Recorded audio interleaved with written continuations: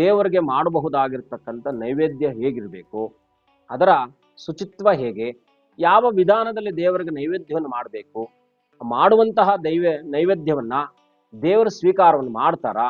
ಯಾಕಂದ್ರೆ ದೇವರು ನಿರಾಕಾರನು, ಅವನಿಗೆ ಆಕಾರನೇ ಇಲ್ಲ.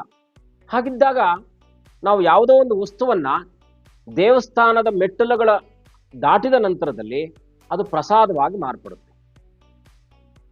ಅದು ಯಾವುದೇ ವಸ್ತು ಆದರೂ, ನೀವು ನೀರು ತಗೊಂಡೋದ್ರೆ ತೀರ್ಥವಾಗುತ್ತೆ, ಅನ್ನ ತಗೊಂಡೋದ್ರೆ ಪ್ರಸಾದವಾಗುತ್ತೆ, ಹೂ ತಗೊಂಡೋದ್ರೆ ಪ್ರಸಾದ ಆಗುತ್ತೆ. ಎಲ್ಲಕ್ಕೂ ಕೂಡ ಆ ಒಂದು ಸ್ಥಾನಕ್ಕೆ ಹೋಗಿ ಹೊರಗಡೆ ಬಂದಾಗ ಪ್ರಸಾದವಾಗಿ ಮಾರ್ಪಡುತ್ತೆ. ಹಾಗೆ ದೇವರಿಗೆ ವಿಶೇಷವಾಗಿ ನಿಮ್ಮ ನಿಮ್ಮ ಕೋರಿಕೆಗಳಿರ್ತಕ್ಕಂಥದ್ದು ಇರುತ್ತೆ. ಪ್ರತಿಯೊಬ್ಬರ ಮನುಷ್ಯನಲ್ಲೂ ಕೂಡ ಕೋರಿಕೆಗಳು ಸರ್ವೇ ಸಾಮಾನ್ಯವಾಗಿ ಇರ್ತಕ್ಕಂಥದ್ದು ಇರುತ್ತೆ.